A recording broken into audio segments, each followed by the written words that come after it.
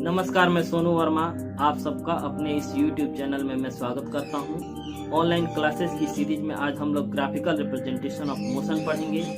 सबसे पहला हमारा टॉपिक होगा ग्राफिकल रिप्रेजेंटेशन ऑफ मोशन। उसके बाद नेक्स्ट टॉपिक होगा distance time graph and its types. Third one is velocity time graph and its types. Fourth है derivation of equation of motion by graphical method. इसके बाद next topic होगा equation for velocity time relation. उसके बाद होगा equation for position time relation और उसके बाद होगा equation for position velocity relation और नेक्स्ट होगा यूनिफॉर्म सर्कुलर मोशन। तीन ही टॉपिक्स को हम लोग आज पूरा पढ़ेंगे और एक एक करके सबसे पहले हम लोग शुरुआत करने वाले हैं ग्राफिकल रिप्रेजेंटेशन ऑफ मोशन। देखिए, किसी भी मोशन के प्रॉपर्टी को पढ़ने के लिए अगर हम उसका एक ग्राफिकल रिप्रेजेंटेशन करते हैं तो काफी अच्छा लगता है। इसमें हम लोग ग्राफिकल रिप्रेजेंटेशन ऑफ मोशन की क्या नीड है इसको मैंने लिखा है। To understand the different properties and behaviour of motion, graphical representation is used. It has two axes x and y. X axis is used for represent independent quantities, whereas y axis is used to represent dependent quantity. यानी कि जो भी आप graph बनाते होंगे तो उसमें दो लाइन खींचते होंगे, एक हॉरिजॉन्टल लाइन होगा, एक वर्टिकल लाइन होगा। हॉरिजॉन्टल लाइन ऐसे, वर्टिकल लाइन ऐसे। तो हॉरिजॉन्टल लाइन जो होगा इस रिप्रेजेंटेशन में वो इंडिपेंडेंट क्वांटिटीज को रिप्रेजेंट करेगा, यानी कि ऐसे क्वांटिटीज हैं जिनका कोई भी किसी पे निर्भर नहीं है, वो इंडिपेंडेंट है, वो अपने तरीके से आगे बढ़ते हैं। और वाई एक्सिस जो होगा वो डिपेंडेंट क्वांटिटी है। तो इस तरह से मेरे पास दो ग्राफ मिलेंगे, distance time graph and velocity time graph. अब डिस्टेंस टाइम ग्राफ में हमारा जो एक्स एक्सिस होगा यानी कि हॉरिजॉन्टल लाइन, उसको हम लोग टाइम से रिप्रेजेंट करेंगे, क्योंकि टाइम जो है इंडिपेंडेंट क्वांटिटी है, किसी पे निर्भर नहीं करता है। लेकिन इसके बाद जो वाई एक्सिस होगा उसमें हम लोग डिपेंडेंट क्वांटिटी यानी कि डिस्टेंस को लिखेंगे कि टाइम के रेस्पेक्ट में डिस्टेंस कितना कवर किया जा रहा है, तो इसी को हम लोग लिखेंगे। जैसे in distance time graph x axis is taken to represent time and y axis is taken to represent distance, because time is independent quantities whereas distance covered is dependent quantities. There are two important cases in distance time graph. देखिए, दो case होते हैं। First case ये होता है कि आपका जो होगा ऑब्जेक्ट जो होगा वो हमारा स्टेशनरी कंडीशन में रहेगा। जैसे ग्राफ में है कि हमारा टाइम जो है इंक्रीज करते जा रहा है लेकिन ऑब्जेक्ट का डिस्टेंस इंक्रीज नहीं कर रहा है, यानी कि ऑब्जेक्ट जो है वो रेस्ट में है। सेकेंड कंडीशन यह है कि when body is moving with uniform velocity या मोशन, यानी कि टाइम जिस रेस्पेक्ट में आपका बढ़ रहा है उसी रेस्पेक्ट में अगर डिस्टेंस भी इंक्रीज करते जाए तो उस मोशन को हम लोग यूनिफॉर्म मोशन कहते हैं। और इसका जो ग्राफ हम लोग खींचेंगे वह एक एकदम स्लोप होगा, इसमें कोई भी डेविएशन नहीं होगा। और इस तरह का जहां पे भी ग्राफ मिले जो कि डिस्टेंस और टाइम से रिलेटेड हो तो उस ग्राफ को हम लोग कहेंगे कि that graph is in uniform motion, that graph represents a uniform motion. अब देखिए, इसमें ये दो टाइप के ग्राफ जानने के बाद हम लोग वेलोसिटी टाइम ग्राफ देखेंगे। वेलोसिटी टाइम ग्राफ में क्या होता है कि एक्स एक्सिस को हम लोग टाइम लेंगे क्योंकि वो इंडिपेंडेंट है, और वाई एक्सिस को हम लोग क्या लेंगे, वेलोसिटी लेंगे क्योंकि वो डिपेंडेंट है। अब देखिए, अगर एक ग्राफ को ऐसे शो करा जाए कि यूनिफॉर्म मोशन में है तो ये हमारा पैरेलल होगा। जो ग्राफ होगा हमारे एक्स एक्सिस के पैरेलल होगा। इसका मतलब यह हुआ कि टाइम हमारा इंक्रीज कर रहा है और वेलोसिटी इंक्रीज नहीं कर रही। वेलोसिटी है लेकिन इंक्रीज नहीं कर रही, यानी कि ऑब्जेक्ट चल रही है। तो चलने का मतलब यह हुआ कि एक स्पीड से चल रही है, तो इससे हम कह सकते हैं कि ऑब्जेक्ट रन्स या object is moving with uniform velocity. अब देखिए, जो नेक्स्ट ग्राफ मिलेगा हम लोग को, when the body is moving with uniform acceleration, यानी कि वेलोसिटी इसका इंक्रीज कर रहा है और टाइम भी इंक्रीज कर रहा है। जैसे जैसे टाइम बढ़ रहा है उससे इसका वेलोसिटी बढ़ रहा है, लेकिन किस रेट से बढ़ रहा है। जैसे इसमें आप जैसे इसको रीड करेंगे तो फर्स्ट सेकंड में इसका 5 मीटर पर सेकंड है, दोनों को अगर मैच कराएंगे तो 5 आएगा। सेकंड में हमारा 10 हो जाएगा, यानी कि हर सेकंड में 5 मीटर पर सेकंड जो है हमारा जो स्पीड है यानी वेलोसिटी है वो इंक्रीज कर रहा है, तो जो भी हमारा स्लोप बनेगा हमारा वेलोसिटी टाइम ग्राफ में, तो उससे हमको यह पता चलेगा कि ऑब्जेक्ट का एक्सीलरेशन हो रहा है, लेकिन एक्सेलरेशन जो हो रहा है वो यूनिफॉर्म तरीके से हो रहा है, यानी कि उसमें कोई चेंज नहीं हो रहा है, एक डेफिनेट रेट से बढ़ रहा है। ग्राफिकल रिप्रेजेंटेशन के बाद हमें इक्वेशन डिराइव करना है, वो हमारा वेलोसिटी टाइम ग्राफ से। तो जैसा कि एक ग्राफ में आप देख रहे हैं कि ये हमारा एक्स एक्सिस है और वाई एक्सिस है, ये एक्स एक्सिस है और यह हमारा वाई एक्सिस है। तो इसमें एक्स एक्सिस को हमने टाइम लिया है और वाई एक्सिस को वेलोसिटी लिया है। यहाँ पे इनिशियल वेलोसिटी ए पॉइंट पे होता है जो यू मीटर पर सेकंड है, फाइनल वेलोसिटी वी पॉइंट पे होता है जो कि वी मीटर पर सेकंड है, और इसको एक स्लोप से इसका एक्सेलरेशन दिखाया गया है। तो इसी एक्सेलरेशन को हमें फाइंड आउट करना है। तो एक्सेलरेशन जब निकालना होता है तो हम slope of velocity time graph निकालते हैं। तो यहाँ जब एक्सेलरेशन निकालना पड़ेगा तो हमें tan थीटा यूज़ करना पड़ेगा, और tan थीटा हमें ट्रायंगल जो है बी ए और डी इसी में यूज़ करना पड़ेगा। तो इसमें हमारा बी डी जो हमारा साइड है वो हमारा परपेंडिकुलर की तरह बिहेव करेगा, और हमारा ए डी साइड जो है बेस की तरह बिहेव करेगा। तो tan थीटा बराबर B D by A D लिखा गया यहाँ पे। अब इसके बाद बी डी को हम, बी डी जो हमारा यह वाला लाइन है इसको हम B C minus D C लिख सकते हैं। तो B C minus D C लिख दिया गया, और चूँकि बी सी जो है वो हमारा बी सी यह वाला लाइन जो है हमारा ई ओ के इक्वल है, और डी सी जो लाइन है वो हमारा ए ओ के इक्वल है। तो बी सी के जगह पे हम ई ओ और सी डी के जगह पे ए ओ लिख दिए। तो हम ई ओ को हम भी लिख सकते हैं और ए ओ को यू लिख सकते हैं, और ओ सी हमारा टाइम है। अब देखिए एक पैरेललोग्राम का फॉर्मेशन हो रहा है, तो ओ सी जो होगा वो हमारा ए डी के इक्वल होगा। देखिए ओ सी जो है ये वाला ए डी के इक्वल है। तो अब इसी चीज़ को यहाँ पे रख सकते हैं, इसको इक्वेशन थर्ड मान लेंगे। अब देखिए इसमें तीन इक्वेशन बने, एक इक्वेशन यह बना, एक इक्वेशन यह बना और इक्वेशन यह बना। इन तीनों इक्वेशन को जब कंबाइन करके हम इक्वेशन 1 में पुट करते हैं तो यहाँ पे a इज इक्वल टू हमने लिखा है b डिवाइडेड बाई डी। तो इसी चीज़ को हम यहाँ पे यूज करें। तो अब बी डी के बदले में हम फर्स्ट इक्वेशन में निकाल चुके हैं कि B D is equal to V minus U. तो हमने बी डी की जगह पे वी माइनस यू लिखा और ए डी के जगह पे हम टी लिखे। अब हम इसको क्रॉस मल्टीप्लाई करेंगे तो हमको v माइनस यू मिलेगा, और इसके बाद u को जब इस साइड ले गए तो हमारा प्लस साइन हो गया और v is equal to U plus A T बन गया। तो इस प्रकार से हमारा फर्स्ट इक्वेशन निकला। अगर आप मेरे चैनल पर नए हैं और अभी तक आपने चैनल को सब्सक्राइब नहीं किया है तो कृपया कर जरूर सब्सक्राइब करें और बगल वाली घंटी को जरूर प्रेस करें, ताकि आपको साइंस से रिलेटेड इन्फॉर्मेशन आपको तुरंत पहुंचे और आप इससे लाभान्वित हो सकें। और अगर मोशन से रिलेटेड 2 वीडियोस को आपने नहीं देखा है तो आप जरूर देखें, जिसका लिंक मैंने डिस्क्रिप्शन बॉक्स में दे दिया है।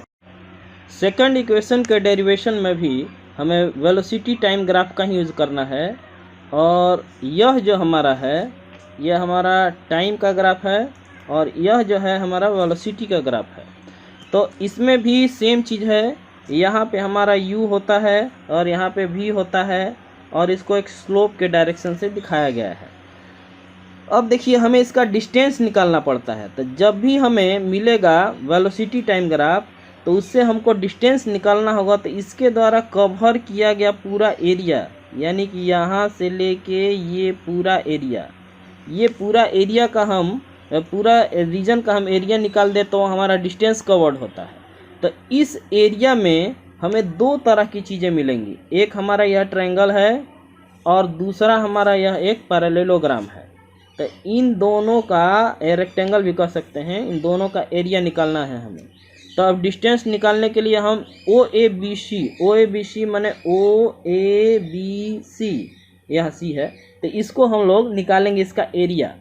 तो इस एरिया को हम निकालने के लिए एरिया ऑफ हमारा रेक्टेंगल, यानी कि रेक्टेंगल हमारा यह वाला पार्ट है, प्लस एरिया ऑफ हमारा ट्रायंगल यह वाला पार्ट, इन दोनों के एरिया को निकाल के हम ऐड कर देंगे तो हमारा निकल जाएगा।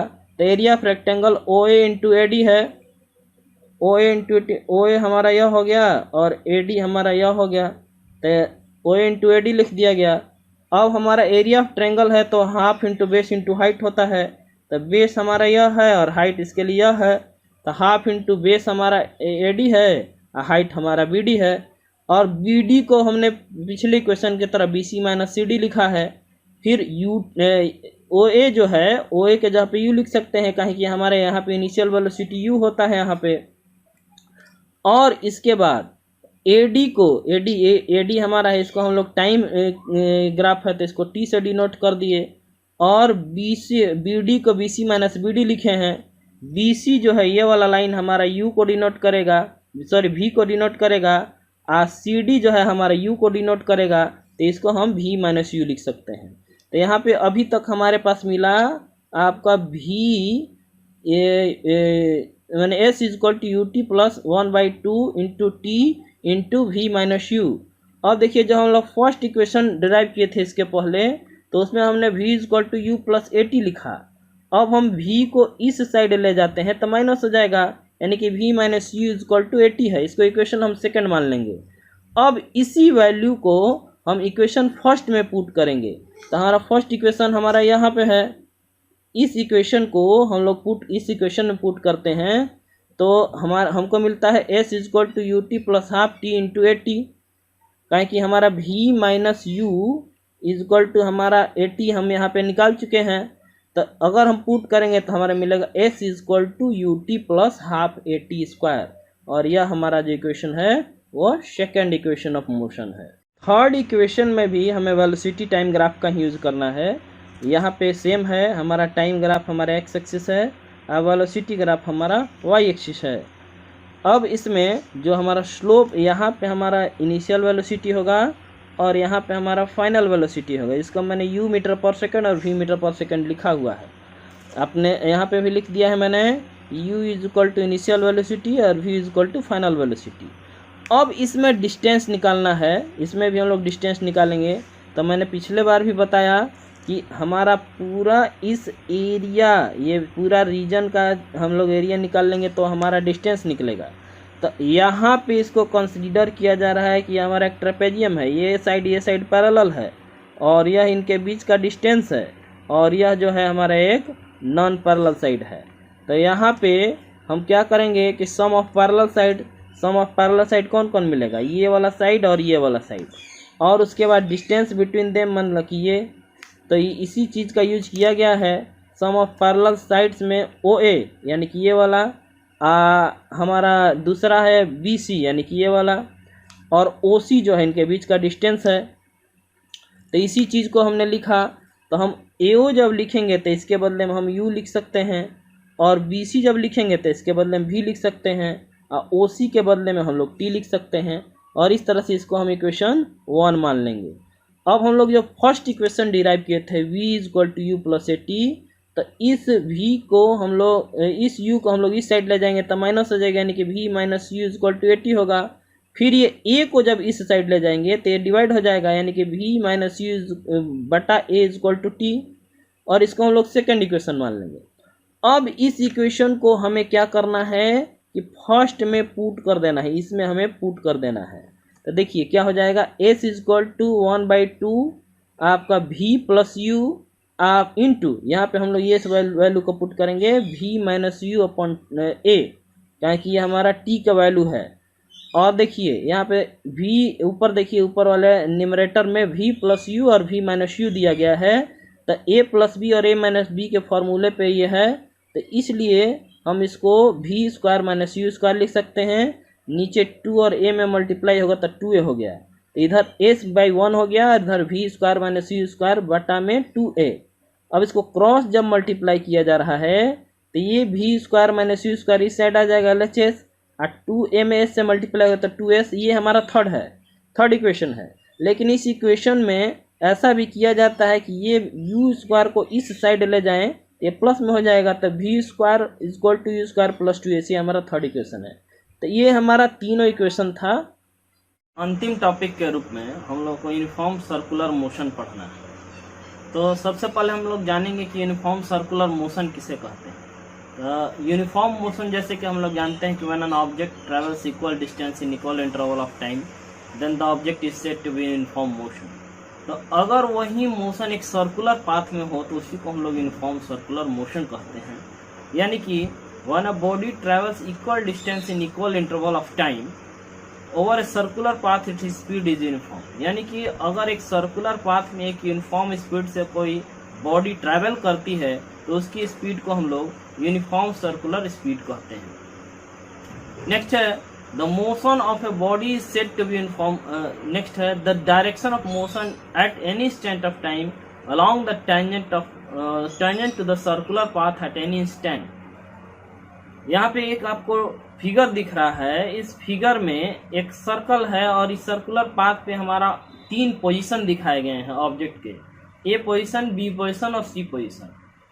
और हर एक पोजीशन से 2 पोजीशन से ए और बी से टेंजेंट खींचा गया है और ए पोजीशन पे किसी ऑब्जेक्ट का डायरेक्शन कहा जाए तो वो हमारे ए के डायरेक्शन में होगा, जैसे कि एरो है उसके डायरेक्शन में, बी पोजीशन पे बी एरो के डायरेक्शन में और सी पे सी एरो के डायरेक्शन में, यानी हर जगह इसका डायरेक्शन चेंज हो जा रहा है।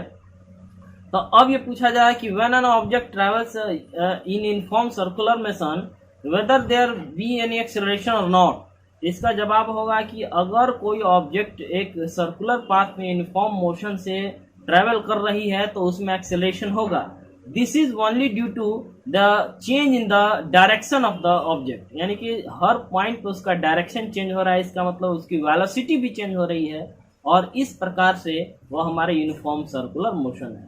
तो इस तरह के तरीके से हम लोग इस चैप्टर को आज समाप्त करते हैं और इसके बाद नेक्स्ट चैप्टर के बारे में हम लोग डिसीजन लेंगे। और यही आपसे आग्रह फिर से एक बार है कि आप इस चैनल को बढ़ाने में मेरा सहयोग करें और जो भी आपकी कमियां नज़र आ रही हों उसको ज़रूर बताएं। धन्यवाद।